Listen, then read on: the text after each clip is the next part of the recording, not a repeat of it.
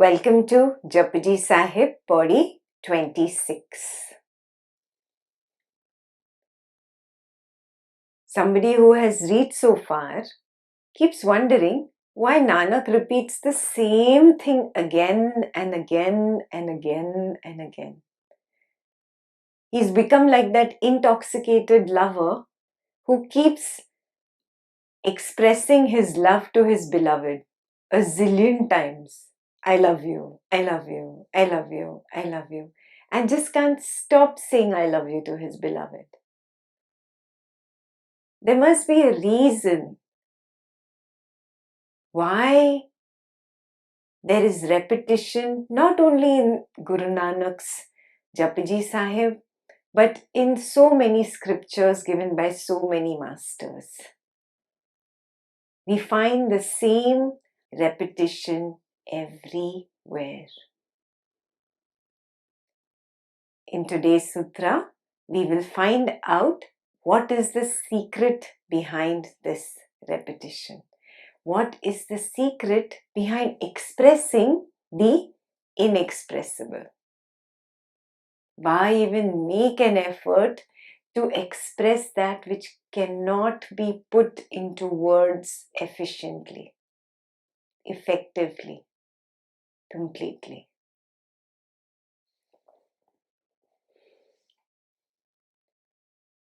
Pauri 26. Amul गुण अमूल व्यापार अमूल व्यापारी अमूल भंडार अमूल आवे अमूल ले जाहे अमूल भाई अमूला समाहे अमूल धर्म अमूल दीवान अमूल तुल अमूल परवान अमूल बख्शीस अमूल निशान अमूल करम अमूल फरमान अमूलो अमूल आखिया न जाए अख अखरा है लिव लाए अखे वेद पाठ पुराण अखे पढ़े करिए वख्यान अखे बर में अखे इंद अखे गोपी तय गोविंद अखे ईसर अखे सिद्ध अखे केते कीते बुद्ध अखे दानव अखे देव अखे सुर नर मुनि जन सेव कीते आखी आखा पाई कीते कही कही उठ उठ जाही इते कीते होर करे ता आख ना सके के जीवड़ भावे तेवड़ होए नानक जाने साचा सोए जे को आखे बोल विगार ता लिखी सिर गवारा गवार.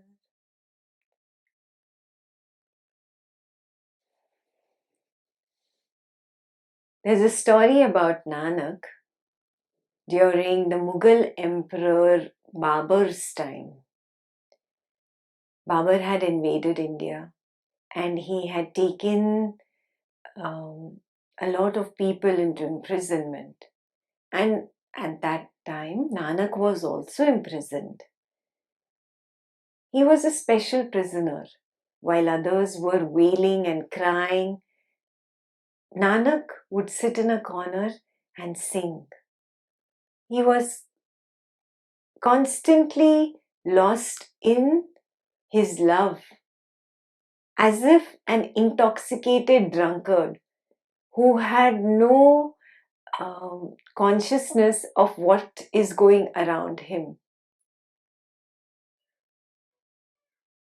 Whatever the guards of the prison did, did not affect him. Whether they howled criticism at him or made fun of him, ridiculed him, nothing touched him. Nothing could take his smile away. Even the thick chains could not take his freedom away. So these guards went to the Emperor Babur and told him that this prisoner is special. There's something about him. Even though we have imprisoned him, he is free, like a free bird. It feels like you can never imprison him. Babur was puzzled. He said, "Go tell Nanak to come see me. Bring him here." So they went to Nanak and they said, "Let's go. The emperor has called you. He wants to meet you." So he says, "If somebody wants to meet me, let them come here. I do not need to go anywhere."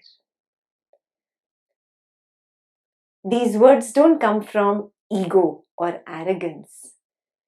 These words come from completion. When you feel complete, when you feel at home wherever you are, there is no need to do. There is no need to achieve. There is no need to attain. There is no need to gain.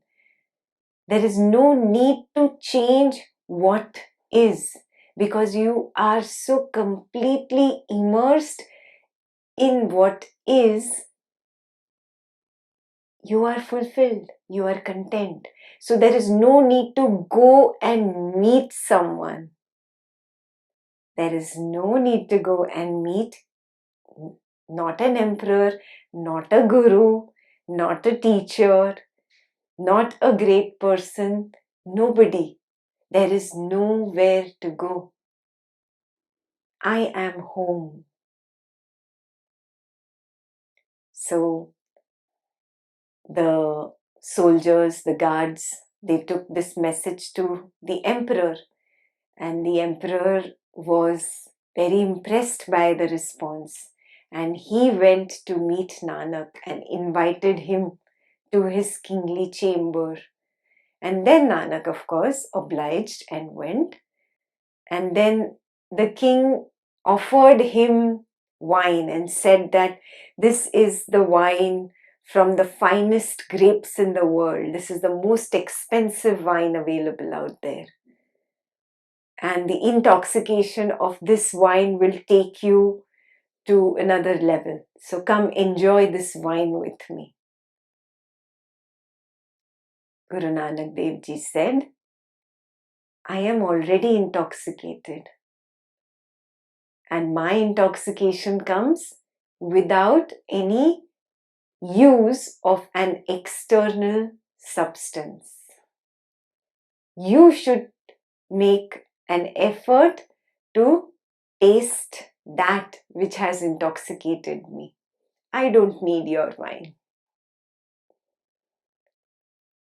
This was the level of Nanak. He was home.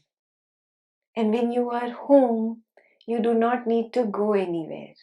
You do not need to meet anyone. You do not need to do anything.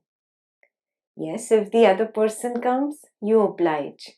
If the flow brings something his way, he obliges and he bows down to the command.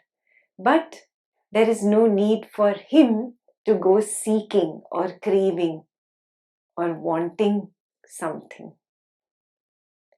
A lot of messages in that story. Be like Nanak. Come home.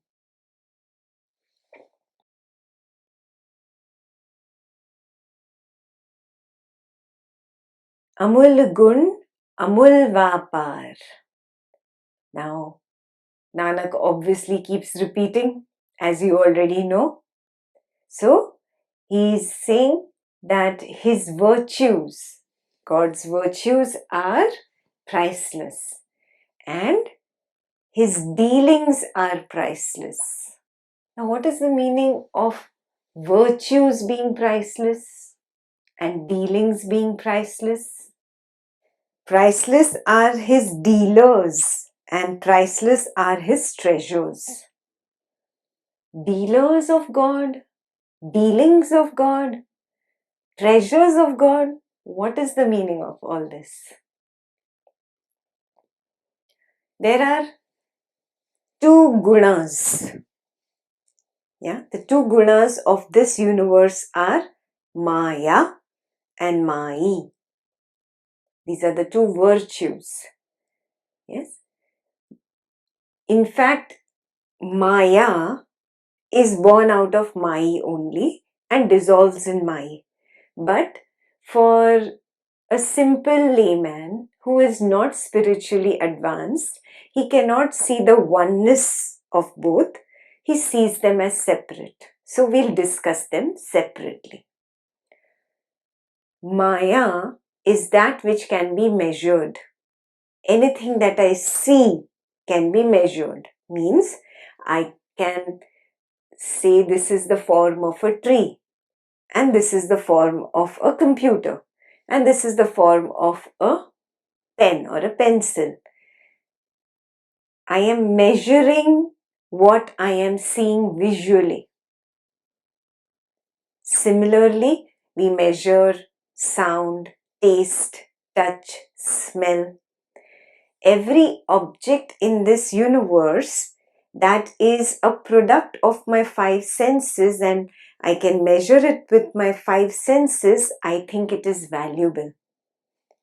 I feel, iPad, very valuable because I can measure it.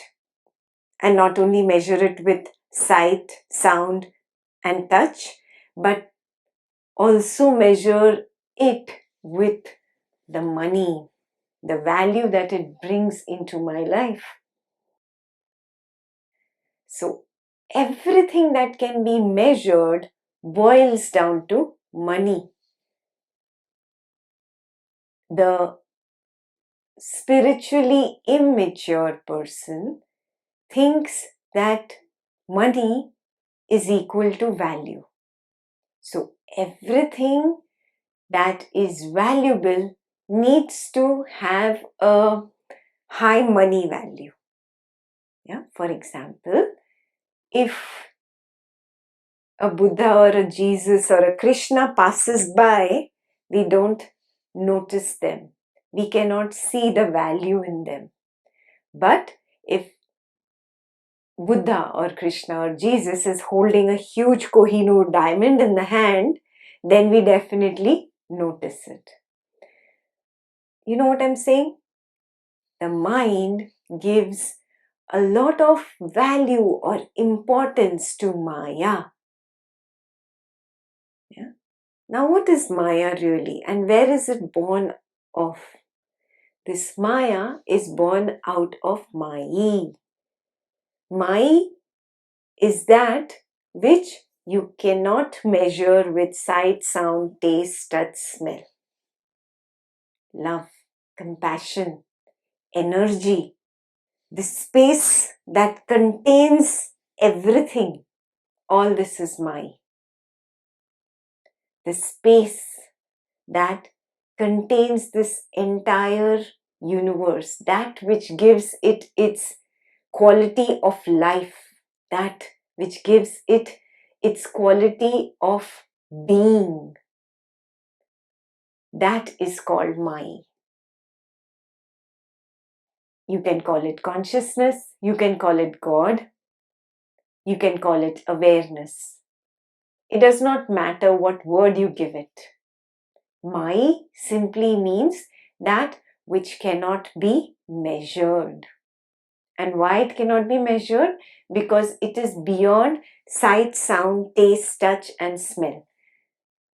That means it is beyond the mind. It is beyond the domain range of the mind to fathom.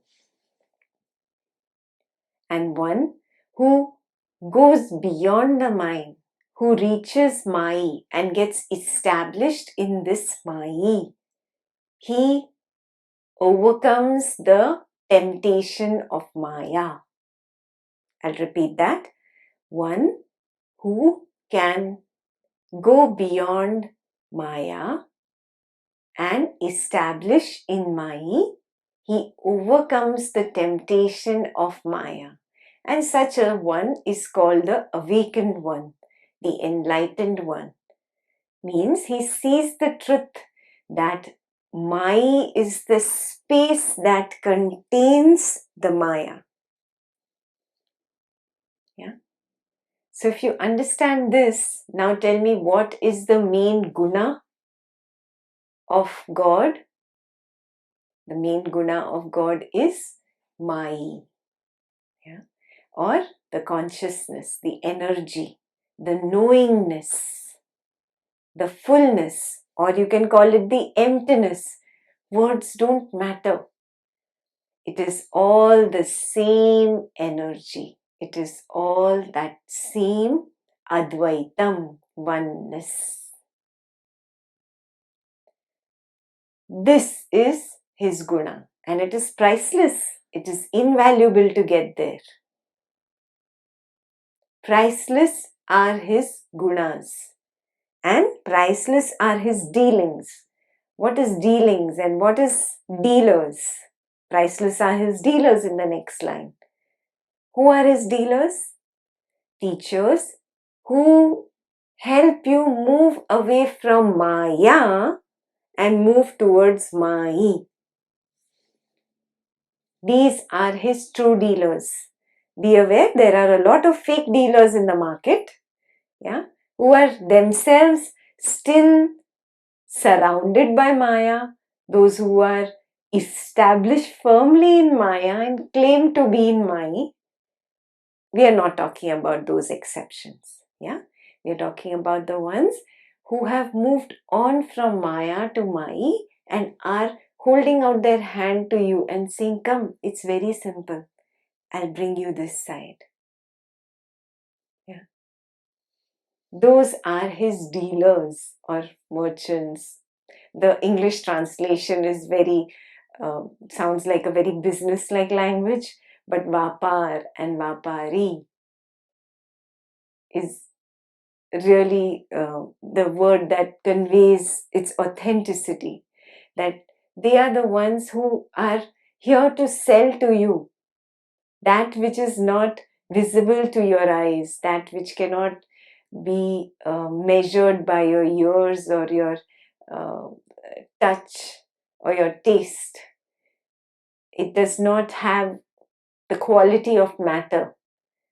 Those are the Vaparis, the merchants who are here to sell. But because you cannot see Mai, you are not ready to buy from them. You don't see the value. Yeah, a lot of people come, they say, okay, if I meditate for 1 hour daily, what will I really get from this? What will I really get from this? The get I want is very strong. And they are comparing it to, if for 1 hour I go and do my stock trading, how much can I make there? Or for 1 hour, if I go and sell something in the market, how much money can I make there? Or 1 hour of my salary, how much is that? Is my meditation going to give me something equivalent? Yeah. This is a man lost in Maya. This is a person who has a lot of difficulty wrapping his brain around Maya and having the courage to step out of Maya and move towards Maya. Such a person needs a little help, and that little help comes from his Vaparis. Yeah? Amul Bhandar, because they have a bhandar. Bhandar is a treasure chest of ways to help you move from Maya to Mai, to help you move from this world of temptation, this world of matter, into the world of energy, the world of love, the world of compassion, the world of that nothingness, or the world of that fullness from which everything has come. So, invaluable are those people who are helping you move from Maya to Mai, because they're using invaluable bhandar or treasures to take you there. Here, bhandar is simply the words of the ancient masters who got to Mai. Amul avai, amul lai jaye, amul bhai, amula samahi. Priceless are the ones who come to him, or invaluable are the ones who come to him, and amul lai jaye. Priceless are the ones who take this wisdom and go. Invaluable are those people who can gather the courage to, for a few minutes, drop Maya and just dive into the ocean of Mai, into that ocean of nothingness, into that ocean or that space in which the thoughts arise, the feelings arise, and they go. The mind arises and it falls. In that space of nothingness, when you just settle down, relax, withdraw from the Maya of the thought that is pulling you out, when you relax there, that is meditation. Thinking about the thought is not meditation. Trying to push away a thought is not meditation. Making a thought come in through sound or mantra or japa or some guided meditation, that is not a real meditation. Meditation is when you just melt, you sink back into that nothingness, into that space that contains the thought, the space that contains the emotion. Just relax into that space, into that shunyata. When you relax there, when you rest there, you become invaluable, he says. When you have taken with you something that is invaluable, you have taken the taste of Mai with you. Yeah? If you are lost in thought, if you're lost in emotion, if you're fighting thought, resisting thought, you're just doing the dance around the thought. There is still duality. You have not reached Mai. You are still stuck in Maya. One who tastes Mai, even if it's for a few minutes, few seconds, you stay there. And then that makes you invaluable, and what you take away with you, that becomes invaluable. Amul lai jai, he takes with him that invaluable preciousness.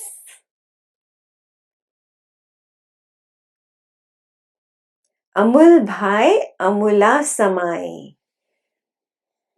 When he takes with him this preciousness, his bhav becomes precious. His bhav means the state of your mind and heart together, I would say.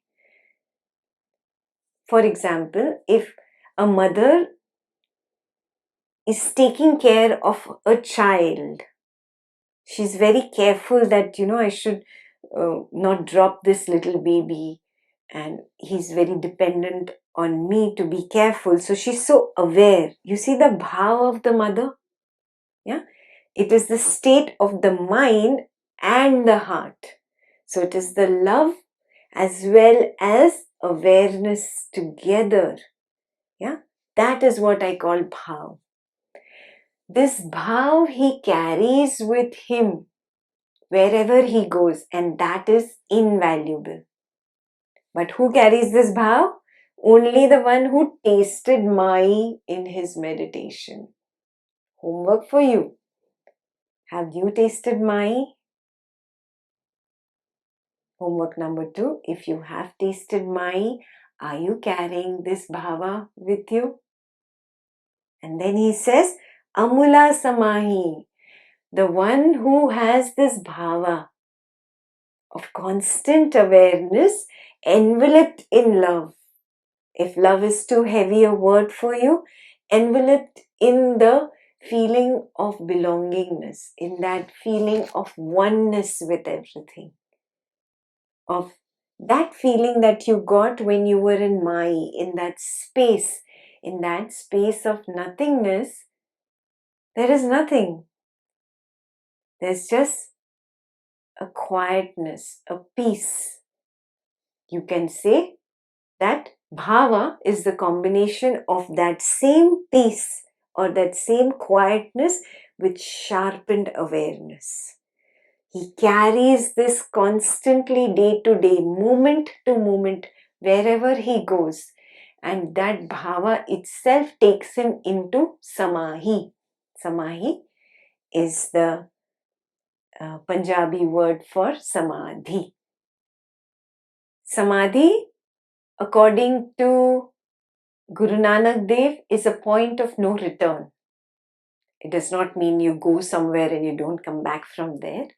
It means that the bhava is like the preview of a movie, the trailer of a movie. This bhava, when carried all the time, continuously, again and again and again, in every activity, in everything that you do, it becomes like the full movie. That is samadhi. Do you see what I'm saying?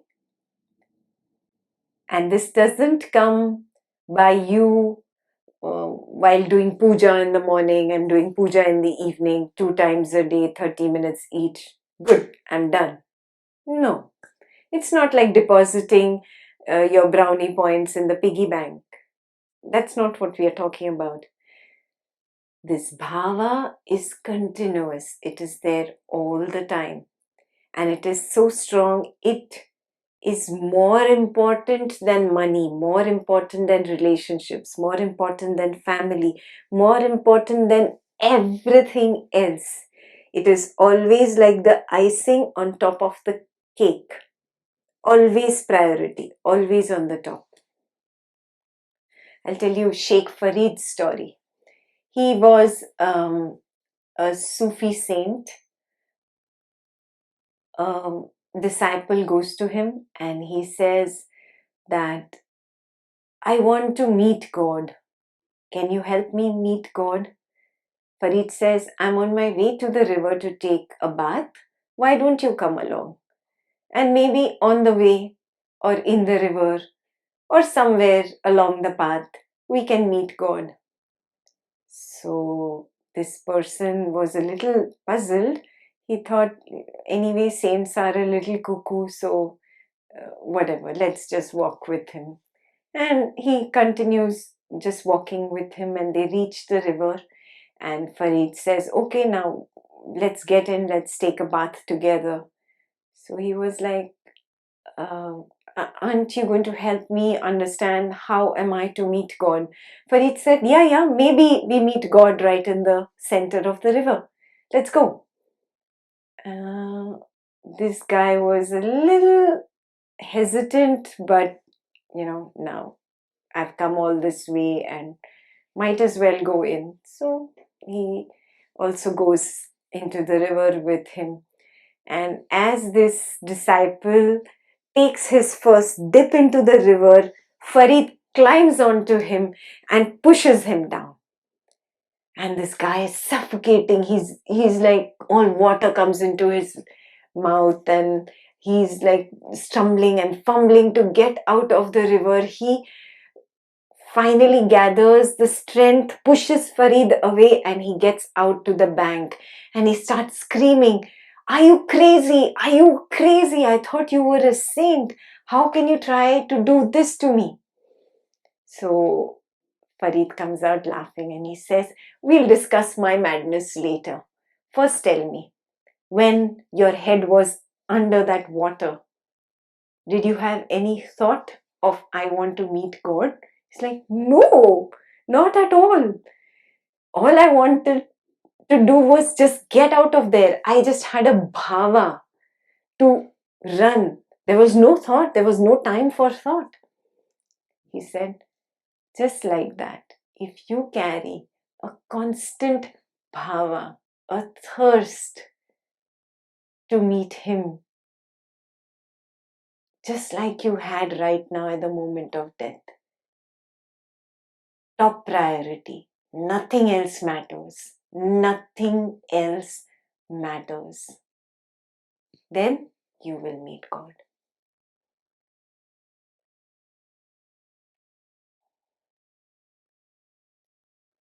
Ask yourself this question. Do you have the thirst for God like that? Are you ready to die for it? Only when you're ready to die for it will you get it. Amul dharam, amul diban. Invaluable is his dharma. Dharma here is law, not religion. Yeah. From the beginning, that was the meaning of dharma. Through the ages, the meaning of dharma got convoluted. So, his law is priceless, and his diban, his court of justice, is priceless. Means this law of cause and effect, the law of this world, that the more you are attracted to Maya, more Maya will come to you. But Maya will evade you. And the more you move towards Maya, Maya will embrace you. This law is equal, impartial. It is for everyone. It is priceless. It does not distinguish between the rich and the poor, the powerful and the weak. It does not distinguish between a great nation or a poor nation. It does not have any prejudices. This law treats everyone equally. That is why it is priceless.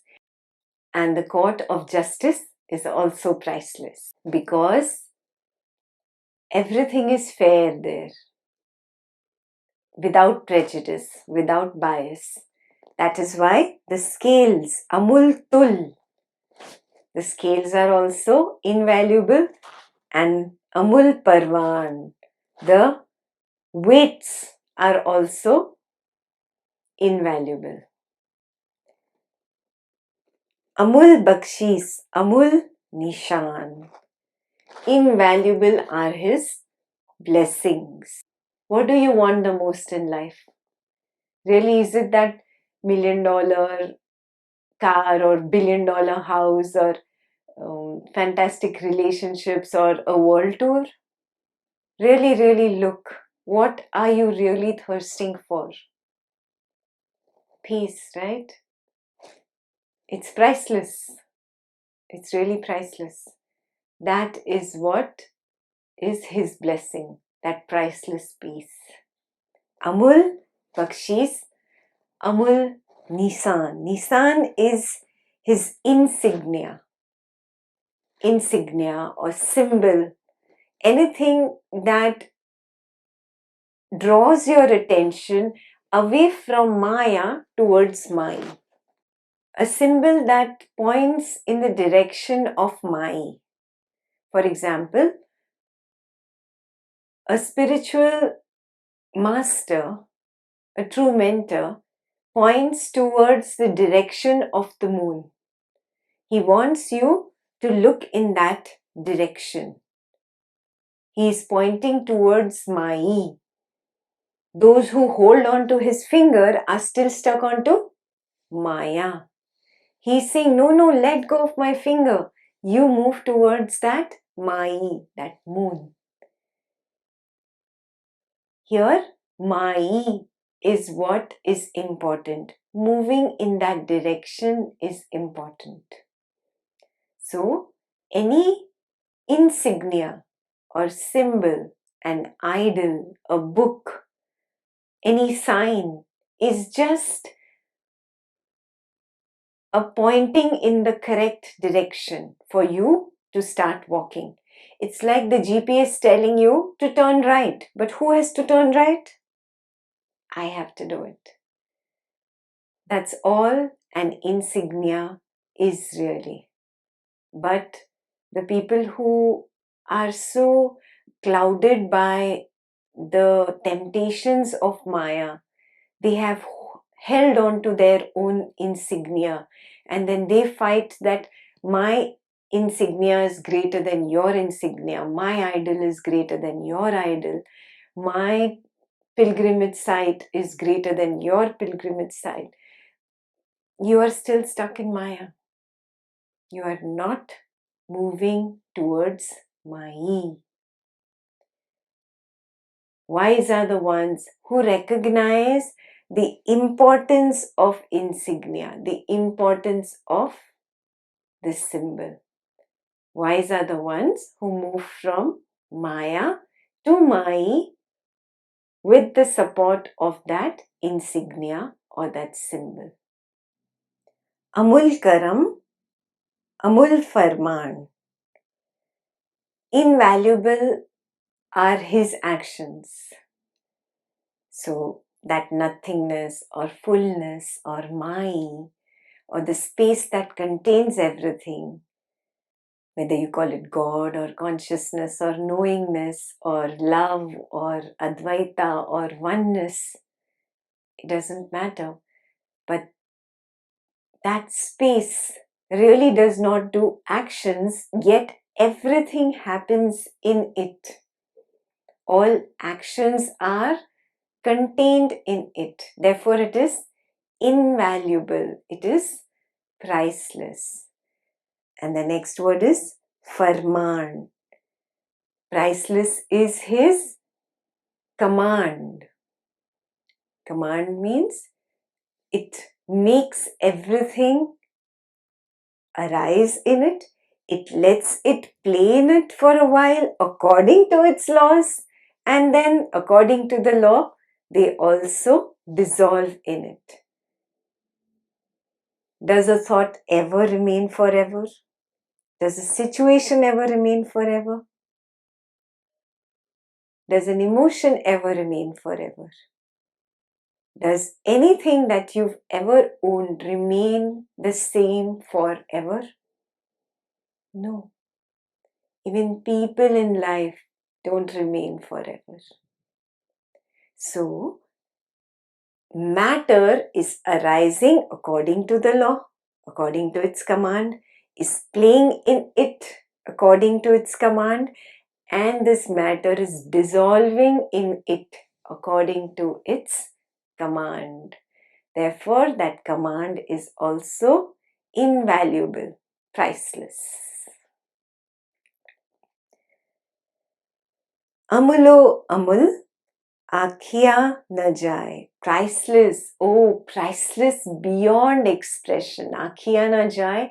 I cannot express how priceless, how invaluable this is. Ak ak rahe, live lie.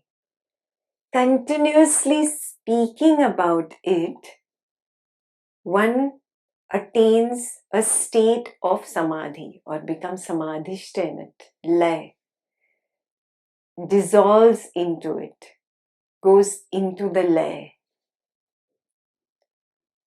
Now, what does this mean? Here is the secret of today's sutra, the secret of repetition. When a matter in the form of a body-mind complex tastes Mai, when this Maya tastes Mai and comes back from that, it's like a thirst has developed to constantly be there. Then it constantly is dissolved in its thoughts, is constantly dissolved in the bhava for it. and it is constantly speaking of it. The Maya is constantly speaking of the Mayi. Why? Because the constancy of that particular thought, the emotion, the talk of it, that helps the Maya dissolve into Mai. The dissolution of Maya into Mai is Samadhi.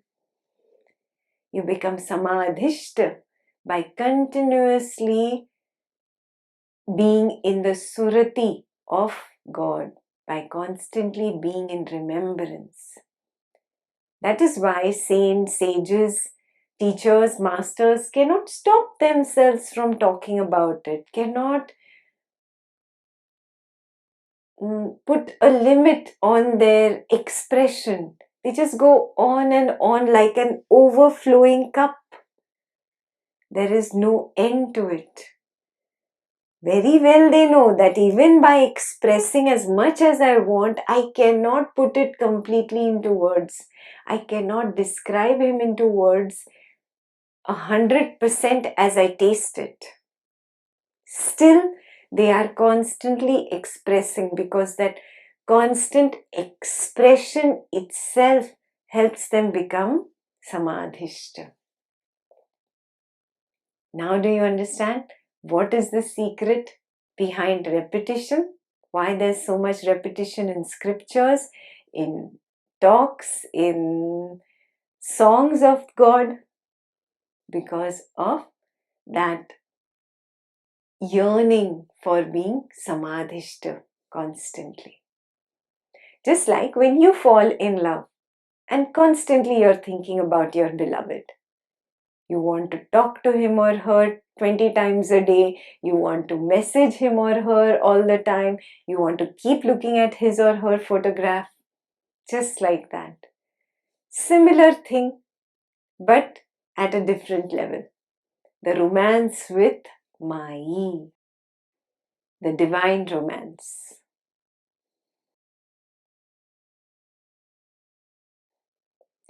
Ak ak rahe, live lie. They are constantly absorbed in his love, or they become samadhishta just by speaking about him constantly. It is like an open-eyed meditation. Akhe Ved, Pat Puran. The Vedas and the Puranas speak of him again and again. Akhe Padhe, Karhe Vakhiyan. The scholars, the teachers, the pundits, they keep repeating again and again and again. Akhe Barme, Akhe Ind. Brahma speaks about him. Indra speaks about him.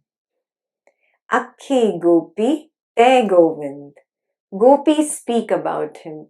Krishna speaks about him. Akhe Isar, Akhe Siddh. God speaks about him and Siddhas speak about him. Till here everything is very clear.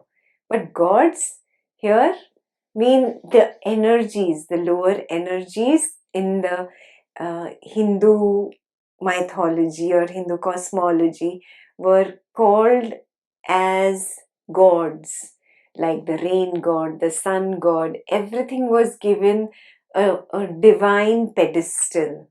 So even they speak about that nothingness or that fullness, that consciousness. Yeah, that consciousness is the supreme God. But when they talk about Isar here, this God means the higher energies of the universe that are higher than a human. Akhe Kete, Kite Buddh. The many Buddhas speak about him. Akhe Danav, Akhe Dev. The demons speak about him and the demigods also speak about him. there is no real demons out there. It is just the egoistic side of the human nature when it gets inflated. That is the demon. And the angelic side of the human nature, when that becomes predominant, that is the demigods. So both the demons and the demigods speak of him. Akhe sur nar muni jain. The warriors speak about him. The heavenly beings speak about him. Again, there is no real heaven up there. It just means people who are always in a heaven-like state of mind, are always happy irrespective of what is happening in their external surroundings. They are addressed as heavenly beings. On the contrary, people who are always in a bickering, angry mind, even if everything is hunky-dory in their surroundings, they are the hell beings. So, the spiritual warriors, the heavenly beings, the sages, the sevaks, the people who do seva, or they are always out there to help others. Yeah, all of them speak of him. Kete akhe akhan pahi. Many speak only to describe him. Kete kahi kahi ut jahi. So many have kept speaking about him and have departed this world. Why is he repeating this? Just to emphasize again and again that he is inexpressible. Thousands and thousands of words cannot completely and effectively describe the experience of God, or the experience of Mai, or the experience of consciousness, or the experience of oneness, the experience of Advaita, non-duality, the experience of Shunyata, the experience of Purnata. It does not matter what name you give it. It cannot be described because it is beyond the mind, and words only belong to the realm of mind. They cannot go beyond. Indirectly, he is encouraging you to develop a thirst to want to taste it, because now you understand that by somebody else's words I am not going to grasp it. I have to taste it. So bit by bit, he is building your courage.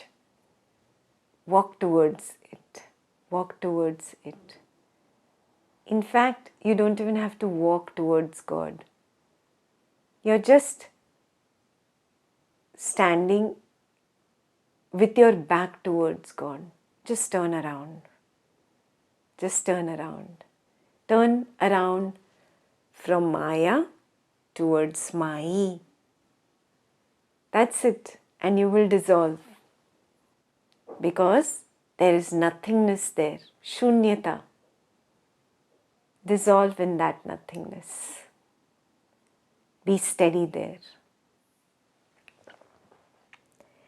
Ete kite hor karehi. This is the most important part of the sutra. God is a continuous happening. Continuous happening.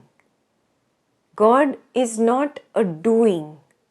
God is not a limitation like a human body-mind complex. For us, things arise, they play for a while, and they dissolve. So there is no continuity.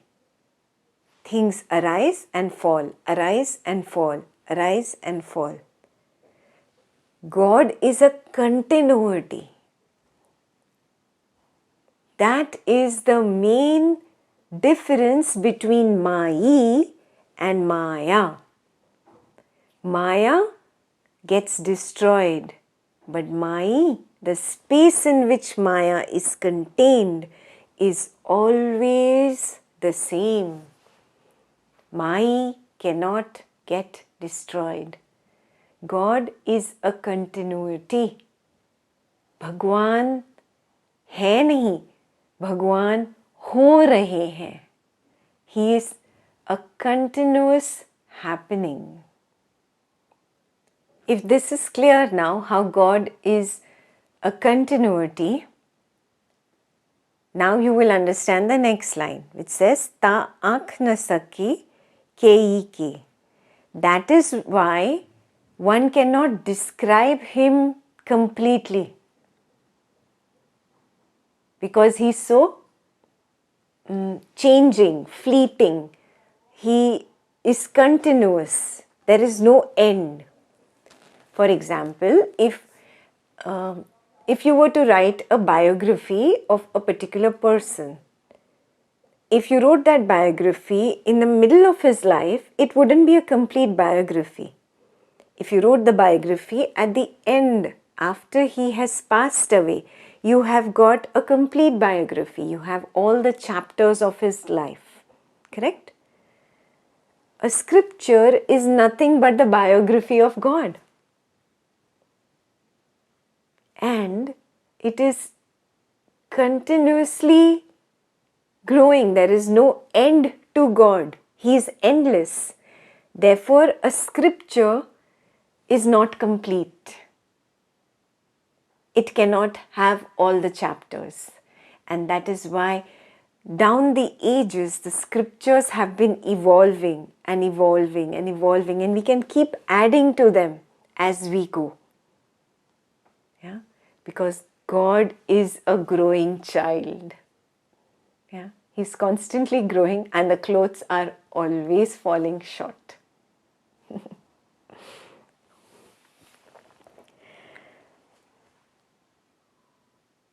Jevad bhavai, tevad hoy. As he wishes, that's how everything happens. Nanak jane sacha soy. O Nanak, only the true Lord knows. Yeah. Whatever Maya wants, that is what happens to Maya.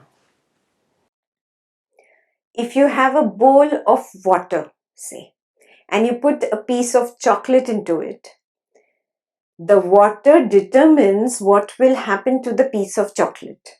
Suppose this water becomes hot and boiling, the chocolate will melt. Suppose this water gets frozen, that chocolate will become an ice chocolate. Yeah. This water represents Maya. That chocolate is Maya. People, situations, things, the entire creation is that chocolate. That Maya dictates what happens to Maya. And only Maya knows what will happen to Maya, when it will happen to Maya, and if it will happen to Maya. Yeah, that's the meaning of Jevad bhavai, tevad hoy. Whatever bhava that God has, that is what becomes. Whatever He wants, that occurs. O Nanak, Nanak jane sacha soy. Only the true Lord knows. Jeko aakhe bol vigar. If anyone presumes that he knows how to describe God completely, tell me what will happen to him in the next line. Ta likhiya sir gawara gawar. He is known as the greatest fools of fools. Nobody can describe him because he is beyond description. The scriptures, the teachers, The gurus, the saints keep repeating about him that maybe while listening, a string of your heart gets struck. The music of Lord starts playing within you. You taste that nectar that you have been thirsting for. Suddenly vision comes to your blind eyes. Maybe sitting there, just listening, you dissolve into Maya and you let go of Maya. That is the only reason that Maya is there. The purpose of Maya is to take you towards Maya. Move towards Maya. Be a wise man. Don't be a fool. See you next week.